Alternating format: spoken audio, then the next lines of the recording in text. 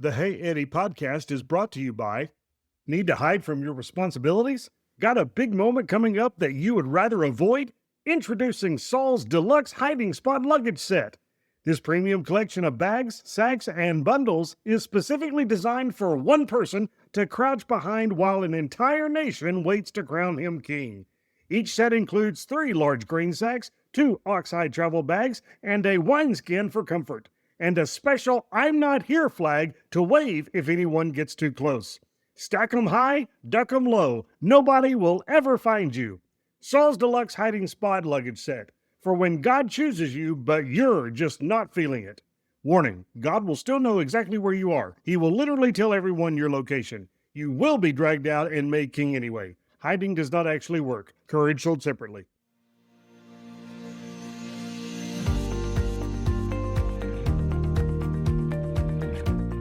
This is the Hey Eddie podcast. I'm your host, Cousin Michael. The Hey Eddie podcast is dedicated to helping kids like my cool cousin Eddie learn about the Bible and learn important lessons about God, about Jesus, and about life.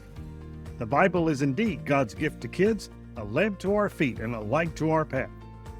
On today's episode of the Hey Eddie podcast, we're going to be studying 1 Samuel chapter 10, verses 17 through 27, in a lesson titled, The King Who Hid in the Luggage.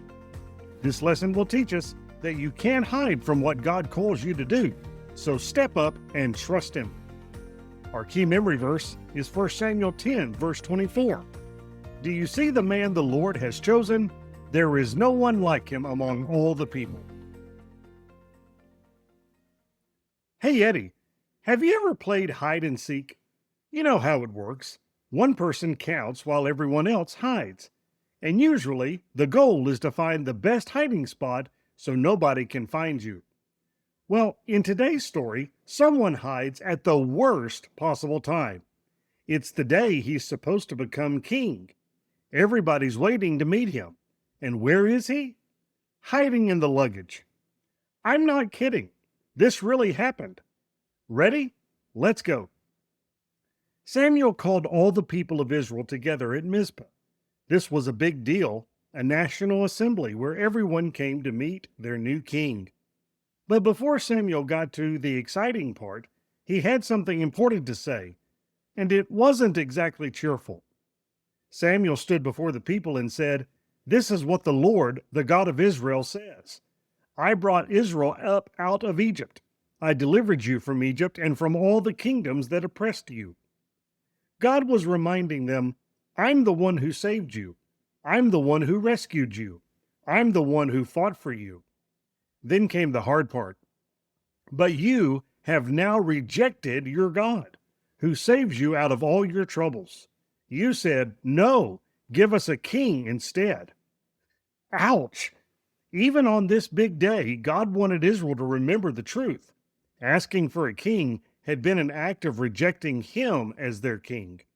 They had pushed God aside because they wanted to be like everybody else. But God was still going to give them what they asked for. So Samuel said, all right, present yourselves before the Lord by your tribes and clans. It was time to find out who the king would be. Now, here's how they figured out who God had chosen. They used something called lots, kind of like drawing straws or picking names out of a hat. But this wasn't random. The Bible says that when lots were cast, the Lord determined the outcome.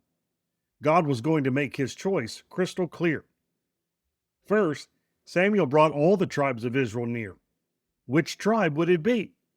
Benjamin was chosen. Then he brought the tribe of Benjamin near, clan by clan.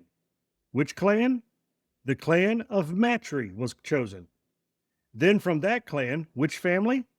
The family of Kish was chosen. And from that family, which person? Saul, son of Kish, was chosen. There it was. God had publicly confirmed what he had already told Samuel privately. Saul was the one. Everyone looked around. Where was Saul? Time to meet the new king. But wait. They looked for Saul, and he was gone. He was not to be found. Can you imagine, Eddie? This is the biggest moment of Saul's life. All of Israel is gathered. The lots have pointed to him. Everyone is waiting to see their new king, and he's missing. They searched, they asked around, nobody could find him. Finally, they asked God, "Has the man come here yet?" And the Lord answered, "Yes, he has hidden himself among the baggage." The baggage! Saul, this tall, impressive, handsome guy who was supposed to be king, was hiding behind the supplies and luggage that people had brought to the assembly. Why would he do that? Was he scared? Was he trying to run away from what God had called him to do? The Bible doesn't tell us exactly what Saul was thinking, but it's not a great sign when your king has to be dragged out of hiding on his coronation day. They ran to the baggage and pulled Saul out. And when he stood among the people, wow, he was a head taller than anyone else. He looked like a king, even if he had been acting like a scared king hiding from his responsibilities. Samuel said to all the people, "Do you see the man the Lord has chosen? There is no one like him among all the people." And the people shouted, "Long live the king!" Finally, Israel had their king, the one they'd demanded, the one God had chosen. He was tall, he was impressive, and, well, they just found him hiding in the luggage. But still, long live the king! Samuel explained to the people the rules for how the kingdom should work, what the king should do, and what the people should do. He wrote it all down on a scroll and placed it before the Lord. This king wasn't going to be like the kings of other nations who did whatever they wanted. This king was supposed to follow God's rules. Then Samuel sent everyone home. Saul went home to Gibeah too, and something interesting happened. Some valiant men whose hearts God had touched went with him. These were brave men who believed in Saul and wanted to support him. God had stirred their hearts to follow the new king. That was a good sign. But not everyone was happy. Some troublemakers said, "How can this fellow save us?" They despised Saul. They brought him no gifts. They refused to support him. Think about it. God had publicly chosen Saul through the lots. Samuel had announced him as king. And still, some people rejected him. They looked at this farmer from Benjamin and said, "Him? Really? What can he do?" How did Saul respond? But Saul kept silent. He didn't fight back. He didn't argue. He didn't order their heads chopped off, which some kings would have done. He just stayed quiet. Was that wisdom? Patience? Or was Saul already unsure of himself? We'll have to wait and see. So what does this mean for you? First, God keeps his promises, even when we don't deserve them. Israel had rejected God by demanding a king, but God still gave them one. He worked through their bad choices to accomplish his plans.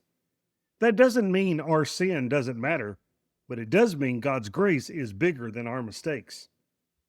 Second, you can't hide from what God calls you to do. Saul tried to hide in the baggage, but God knew exactly where he was. When God calls you to something, hiding doesn't work. You might as well step up and trust him. Third, looking the part isn't the same as being the part. Saul was tall and impressive. He looked like a king. But hiding on your coronation day? That's not how a confident leader acts. What matters most isn't how you look on the outside, but who you are on the inside. Fourth, not everyone will support you, and that's okay. Even God's chosen king had haters from day one. If you're following God, some people won't like it. Don't let that stop you. Fifth, God gives you people to help you. Those valiant men whose hearts God touched, they were a gift to Saul. God doesn't call you to do things alone. He gives you people to walk with you. So remember, when it was time to meet the king, they found him hiding in the luggage. Don't hide from what God calls you to do. Step out, stand up, trust him. This has been the Hey Eddie Podcast. I'm your host, Cousin Michael. Remember that the Hey Eddie Podcast is dedicated to studying the Bible and learning important lessons about God, about Jesus, and about life. Today we discussed 1 Samuel chapter 10, verses 17 through 27. Tune in soon for another episode of the Hey Eddie podcast, where we'll study 1 Samuel chapter 11.